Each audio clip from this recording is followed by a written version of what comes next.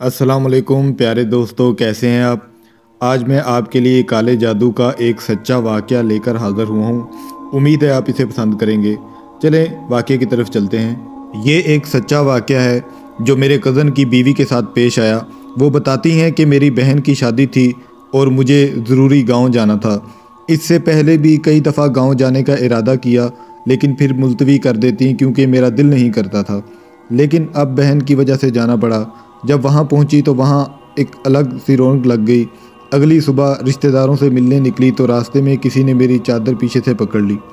पीछे मुड़कर देखा तो मेरे सामने एक फ़कीरनी खड़ी थी, जिसका मैला लिबास, खुश्क होंठ और गंदे बाल थे।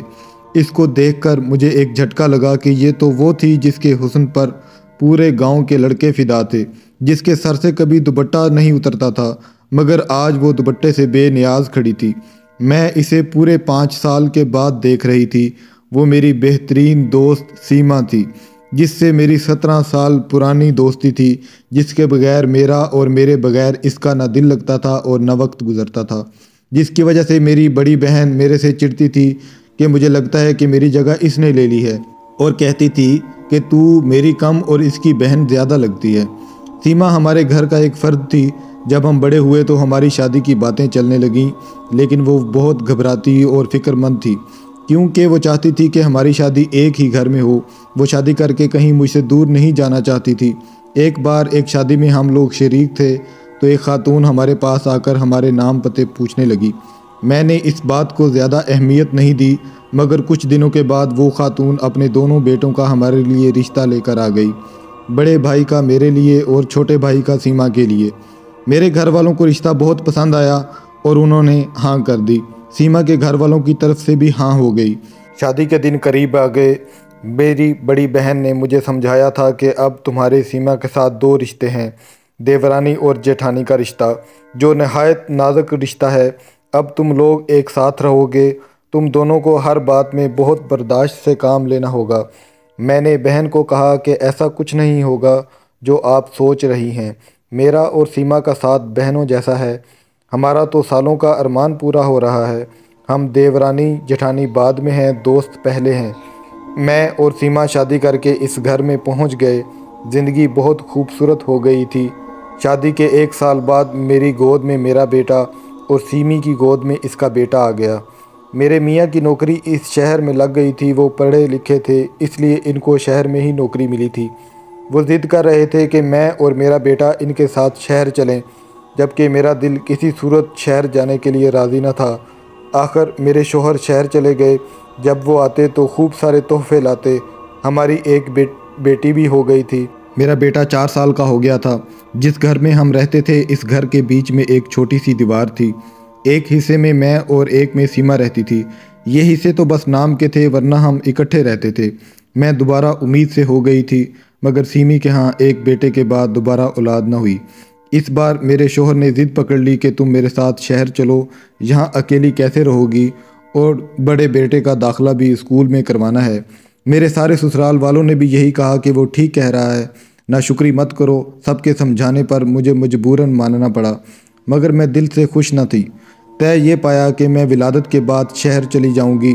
जिस दिन ये फ़ैसला हुआ, इस दिन सीमा मेरे पास आई और उदासी से बोली कि तुम चली जाओगी तो मेरा दिल कैसे लगेगा। मैंने इसका हाथ पकड़ के इसको समझाते हुए कहा कि इन्होंने वादा किया है कि वो हर महीने मुझे तुमसे मिलवाने आते रहेंगे। इसने कहा मैं तुमको बहुत याद करूँगी। मैंने कहा कि शहर कौन सा दूर है, तुम मुझसे आ जाया करना मिलने, मैं भी आ जाया करूँगी। फिर वो मेरे गले लगी। हम दोनों बहुत उदास थे। कुछ वक्त गुजरा। मेरे यहाँ मेरे छोटे बेटे की विलादत हुई। सुर्ख सफ़ेद बड़ी बड़ी आँखों वाला बच्चा, सबको बहुत प्यारा था। मेरे शोहर ने कहा तुम नहीं जानती, तुमने मुझे बहुत बड़ा तोहफ़ा दिया है।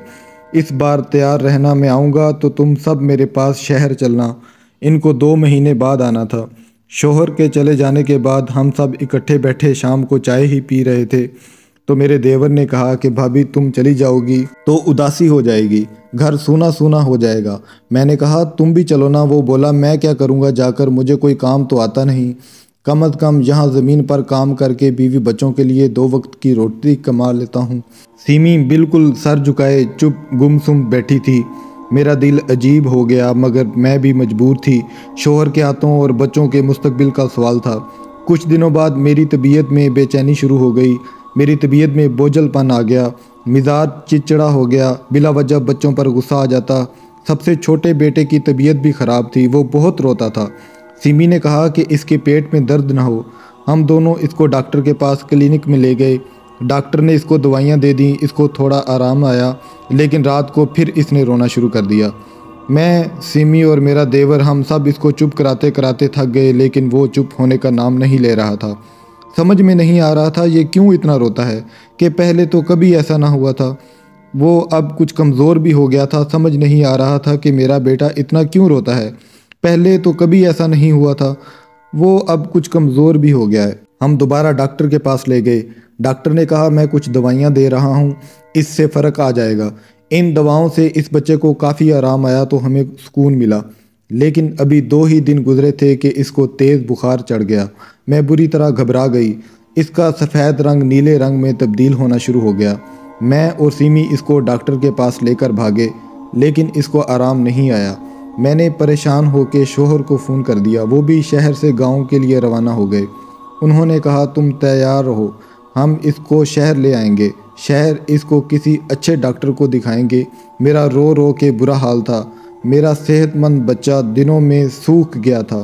اگلی صبح شوہر نے پہنچ جانا تھا، مگر جب اگلی صبح وہ آئے تو میرا بیٹا اس دنیا سے منہ موڑ کے بہت دور جا چکا تھا۔ فجر کے وقت اس نے میرے ہاتھوں میں دم توڑ دیا تھا۔ میں سکتے کی حالت میں بیٹھی تھی۔ میرے شوہر کا غم سے الگ برا حال تھا۔ میرے اوپر قیامت گزر گئی تھی۔ اس کی موت کے 15-20 دن تک میں غم سے نڈھال بستر پر پڑی رہی۔ مجھے شوہر، بچوں کا کوئی ہوش نہ تھا۔ سب کچھ سیمی نے سنبھالا ہوا تھا۔ ابھی بیٹے کا صدمہ کم نہیں ہوا تھا کہ میری امی بھی اس دنیا سے چلی گئیں۔ میں بالکل ٹوٹ کے رہ گئی تھی۔ دوستو، آپ نے کہانی سننے کے بعد کمنٹ میں ضرور بتانا ہے کہ آپ کو یہ کہانی کیسی لگی۔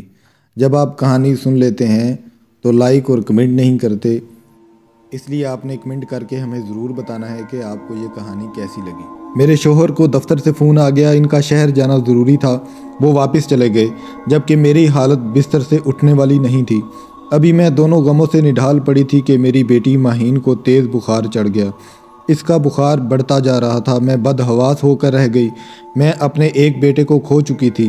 اب مجھ میں مزید غم اٹھانے کی سخت نہیں تھی۔ سیمی میرے پاس بیٹھی مجھے حوصلہ دے رہی تھی، کہہ رہی تھی میں سب دیکھ رہی ہوں، تم پریشان نہ ہو، یہ بالکل ٹھیک ہو جائے گی۔ میں نے کہا میں تمہاری بہت احسان مند ہوں، جس طرح تم میرا اور میرے بچوں کا خیال رکھ رہی ہو۔ مجھے اتنی کمزوری ہو چکی تھی، مجھ سے بولا بھی نہیں جا رہا تھا، مگر سیمی میرا اور میرے بچوں کی دیکھ بھال کر رہی تھی۔ دن رات وہ ہمارے لیے بھاگ بھاگ کر کام کرتی تھی۔ رات وہ ہمارے پاس رہتی، مجھے زبردستی کھانا کھلا کر دوائی دے کر میرے بچوں کو سلا کر ہی جاتی تھی۔ ایک دن آدھی رات کو پیاس کی شدت سے میری آنکھ کھلی، مگر میری اتنی ہمت نہیں تھی کہ میں بستر سے اٹھ سکوں۔ میرے کمرے کا دروازہ کھلا ہوا تھا۔ میری نظر کمرے سے باہر گئی، جہاں مجھے کسی کا سایہ نظر آیا۔ میرے کمرے سے باہر صحن نظر آتا تھا۔ وہ سایہ جھکا ہوا میرے صحن کی مٹی کھود رہا تھا۔ میں غنودگی، کمزوری میں یہ سب دیکھ رہی تھی، اور یہ سب دیکھتے دیکھتے میں دوبارہ سو گئی۔ صبح جب میری آنکھ کھلی، وقت پر نگاہ پڑتے میں دھک سے رہ گئی۔ دوپہر کے 3 بجے تھے۔ میں نے سوچا کیا میں اتنی دیر تک سوتی رہی ہوں؟ میں نے اپنے برابر لیٹے دونوں اپنے بچوں کو دیکھا جو بے خبر سو رہے تھے۔ میری بیٹی ماہین کو ابھی بھی تیز بخار تھا، اسی لیے سیما نے مجھے نہیں جگایا۔ میں اٹھنے کی کوشش کرنے لگی کہ اچانک مجھے قریب سے کسی کے رونے کی آواز پر میں گھبرا گئی۔ میں نے سوچا یہ تو سیمی کی آواز ہے۔ میں دیوار کا سہارا لیتے آہستہ قدموں سے اس کی طرف آئی۔ سیما اپنے بیٹے کو گود میں لیے ہوئے برے طریقے سے بس روئے چلی جا رہی تھی۔ اس کے بیٹے کے ہاتھ پیر بالکل مڑے ہوئے تھے اور اس کی سانس بہت تیز تھی۔ میں اس کی حالت دیکھ کر ڈر گئی۔ میں نے کہا کیا ہو گیا سیمی؟ میرے دیور نے غمگین آواز میں کہا پتہ نہیں بھابھی کیا ہو گیا۔ صبح اٹھتے ہی یہ آپ کے کمرے میں آیا کہ بچوں کے ساتھ کھیل سکے، مگر آپ سب سو رہے تھے۔ یہ باہر جا کر بچوں کے ساتھ کھیلنے لگا۔ کھیلتے کھیلتے اچانک بے ہوش ہو گیا۔ ڈاکٹر کو ابھی دکھا کے لائے تھے، اچانک یہ حالت ہو گئی۔ سیمی کی حالت بہت ابتر تھی کیونکہ وہ اس کا اکلوتا بیٹا تھا اور اس کی اپنے بیٹے میں جان بسی ہوئی تھی۔ میں نے کہا تم لوگ پریشان نہ ہو، میں ان سے بات کرتی ہوں۔ میں نے اپنے شوہر کا نام لیا، تم دونوں اس کو لے کر شہر نکلو، وہ کسی اچھے ڈاکٹر کو دکھاؤ۔ اندر سے میں بھی پریشان ہو گئی تھی، میں نہیں چاہتی تھی کہ سیمی کسی ایسے کرب سے گزرے جس سے میں گزری ہوں۔ اگلی صبح بس کی ٹکٹ ہو گئی تھی۔ میں اپنی خراب طبیعت کے ساتھ دکھتے بدن اور چکر آتے سر کے ساتھ اپنے بچوں اور سیمی کو سنبھال رہی تھی، مگر اگلی صبح جانے کی نوبت ہی نہ آئی۔ رات اس کے بیٹے نے دم توڑ دیا۔ میں وحشت بری نظروں سے سیمی کو بین کرتے دیکھ رہی تھی اور خوف زدہ بیٹھی تھی۔ کیا ہمارے بچوں کو کسی کی نظر لگ گئی ہے؟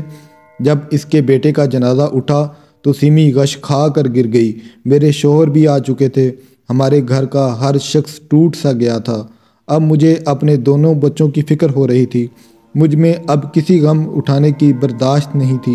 میرے شوہر اور دیور شاہ صاحب کو لے کر ہمارے گھر آ گئے۔ میں نے جلدی سے دوپٹہ لے کر نقاب کر لیا۔ وہ تعزیت کے لیے آئے تھے۔ شاہ صاحب ہمارے گاؤں کی مسجد کے بڑے تھے اور ساتھ ہی ان کا ہجرہ تھا۔ جمعرات کو مسجد میں بیان کرتے تھے۔ نورانی چہرے والے بہت پرہیزگار اور نیک بزرگ تھے۔ ان کے الفاظ آواز میں ایسا جادو تھا کہ سامنے والا ان کا گرویدہ ہو جاتا۔ اب بھی وہ تعزیت کے لیے آئے تھے تو اپنے مخصوص انداز میں نرم لہجے میں بات کر رہے تھے کہ اچانک بات کرتے کرتے رک گئے۔ پھر وہ جیسے ہوا میں کچھ سونگھنے لگے اور ادھر ادھر دیکھتے ہوئے بولے، پتہ نہیں کیوں مجھے فضا میں شیطانی بو محسوس ہو رہی ہے۔ پھر وہ میرے حصے کی طرف جانے لگے۔ وہاں پہنچ کر وہ میرے کمرے کے باہر صحن میں بنے کچے فرش کے پاس ٹھہر گئے۔ پھر اس جگہ رک کر غور سے اس مٹی کو دیکھنے لگے۔ میں ان سے دور کھڑی سب دیکھ رہی تھی۔ انہوں نے میرے شوہر سے کہا، یہاں سے مٹی ہٹاؤ۔ میرے شوہر مٹی ہٹانے لگے۔ اچانک زمین کے اندر سے جو چیزیں نکلی انہیں دیکھ کر میں چکرا گئی۔ مٹی کا ایک پتلا تھا۔ اس پتلے کے ساتھ ایک پرچی تھی جس پر کچھ لکیریں بنی تھیں اور اس پرچی پر ماہین کا نام لکھ کر اس پر کراس کا نشان تھا۔ ہم سب بے یقینی کی کیفیت میں تھے۔ اچانک میرے ذہن میں ایک دھماکہ ہوا۔ جس رات مجھے بخار تھا میں نے صحن میں سایہ دیکھا تھا جو میرے کمرے کے باہر مٹی کھود رہا تھا۔ میرے شوہر اور دیور نے دونوں ہاتھوں سے اپنا سر پکڑ لیا اور کہا، یہ کس کا کام ہے؟ شاہ صاحب نے میرے دیور سے کہا کہ آپ کی بیگم کی طبیعت کیسی ہے؟ وہ پریشانی سے بولا، شاہ صاحب بہت زیادہ برا حال ہے۔ شاہ صاحب نے کہا، کیا میں ان سے مل سکتا ہوں؟ اس نے کہا، جی آ جائیں، دم بھی کر دیجئے گا، دعا بھی کر دیجئے گا۔ سیمی بستر پر لیٹی ہوئی تھی۔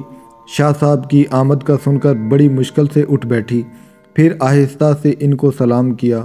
شاہ صاحب نے اس کے قریب پہنچ کر زور سے سانس لی اور ان کے چہرے کا رنگ غصے سے لال ہو گیا۔ وہ غصے میں بولے، جو تم نے کیا ہے اس کا پھل تمہیں ملا ہے۔ دنیا مکافات عمل ہے۔ تم نے دوسرے کی گود اجاڑنی چاہی مگر تمہاری اپنی گود اجڑ گئی۔ اپنی دنیا بھی برباد کی اور آخرت بھی۔ شاہ صاحب کی باتوں پر ہم سب حیرانگی سے دیکھ رہے تھے۔ اچانک سیمی اونچا اونچا رونا شروع ہو گئی۔ اسے ایک دوڑا پڑ گیا۔ وہ چلاتے ہوئے بولی، میں کیا کرتی، میرے ساتھ ہی کیوں ایسا ہوا؟ ہم ایک ساتھ پلے بڑھے، ایک ساتھ میٹرک کیا، لیکن قسمت نے دھوکہ دے دیا۔ شادی بھی ایک دن اور وہ بھی ایک ہی گھر میں ہوئی، مگر اس کا شوہر میرے شوہر سے خوبصورت اور قابل تھا، حالانکہ میں اس کے مقابلے میں کئی گنا حسین تھی۔ اس کے شوہر کی شہر میں نوکری لگ گئی جبکہ میرا شوہر ان پڑھ تھا۔ اس کا شوہر اسے چیزیں لا کر دیتا جبکہ میرے شوہر کے ایسے حالات نہیں تھے۔ پھر میرے ہاں ایک بیٹے کے بعد کوئی بچہ نہیں ہوا جبکہ یہ 3 بچوں کی ماں بن گئی۔ اب جب بچے بڑے ہو رہے تھے تو اس کے شوہر کو اپنے بچوں کے مستقبل کی فکر ستا رہی تھی۔ وہ ان کو تعلیم یافتہ بنانا چاہتا تھا اور اس کو شہر لے جا کر عیش و عشرت میں رکھتا اور میں یہیں رہ جاتی۔ یہ وہاں جا کر اچھی زندگی جیتی، شان و شوکت سے رہتی اور میں یہاں معمولی زندگی بسر کرتی۔ یہ باتیں مجھ سے برداشت نہیں ہو سکیں۔ میں روز اخبار پڑھا کرتی تھی۔ اخبار میں ایک اشتہار آیا جو کالے علم کا ماہر تھا۔ میں نے اس سے خط کے ذریعے رابطہ کیا۔ پہلے میں نے اس کے بڑے بیٹے کو راستے سے ہٹایا، پھر میں اس پر عمل کروا کر اب مجھے اس کی بیٹی کو ہٹانا تھا۔ اب میں نے ہی پتلا زمین میں گاڑا تھا کیونکہ میں چاہتی تھی کہ تینوں بچے مر جائیں تاکہ یہ شہر ہی نہ جا سکے، क्योंकि अपनी औलाद की खातिर जा रही थी और मैं कैसे बर्दाश्त कर लेती कि ये वहाँ जाकर ठाठ से रहती। इस अमल के मुताबिक इस ज़मीन पर जहाँ पुतला गाड़ा था, इसे सबसे पहले जो भी चलता हुआ आता वो इस अमल की लपेट में आ जाता। इस रात मैं सबको नींद की दवाई दूध में मिलाकर दे चुकी थी। मैं जानती थी कि ये सब सोते रहेंगे मगर माहीन ज़रूर उठ के बाहर आएगी, मगर मेरा क्या मुझ पर ही वापस आ गया। सुबह जब मैं सोकर उठी तो मेरा बेटा मेरे बराबर में नहीं था। मैं घबरा कर इसको देखने गई तो वो इसके कमरे से वापस आ रहा था, ये कहते हुए कि चाची और सब सो रहे हैं। मैंने इसको आता देखकर दिल पकड़ लिया और फिर मुझे फल मिल गया। वो रोती हुई अपना सर पीटती हुई चीख रही थी और मैं बेयकीनी से सीमी को देख रही थी। मुझे लग रहा था जो मैंने सुना है वो गलत है। मेरा दिल कर रहा था कि मैं चीख चीख कर रोऊं। क्या कोई इंसान हसद में इतना भी गिर जाता है? शाह साहब ने कहा, जो लोग अल्लाह की तकसीम पर राज़ी नहीं होते, इनका यही अंजाम होता है। मैं दीवार का सहारा लिए छोटे छोटे कदम उठाती बाहर आ गई। मेरे देवर ने नफ़रत से चीख के बीवी को कहा, मैं सोच भी नहीं सकता था तुम इतनी घटिया हो। मैं अपने कमरे में आकर पैकिंग करने लगी, मगर मेरा दिल रो रहा था। सीमी मेरे पास आई और रोती हुई बोली, मुझे माफ़ कर दो। मैंने इसको कहा, जो औरत आपके बच्चों की जान ले सकती है, क्या इसे माफ़ किया जा सकता है? तुमको दुश्मनी थी तो मुझसे निकाल लेती, मगर मेरे बच्चों ने क्या बिगाड़ा था? मैं नफ़रत से रोते हुए बोली। सीमी बोली, मुझे दुश्मनी नहीं थी, पता नहीं मुझे क्या हो गया था, मुझसे बर्दाश्त नहीं हो रहा था तुम्हारे पास सब कुछ अच्छा देखकर। मैंने कहा, मैं तुमको कुछ भी नहीं बोलूँगी, ना कोई लानत बोलूँगी, क्योंकि मैं जान गई हूँ कि अल्लाह का बदल बेहतरीन है। मुझे कुछ भी नहीं बोलना।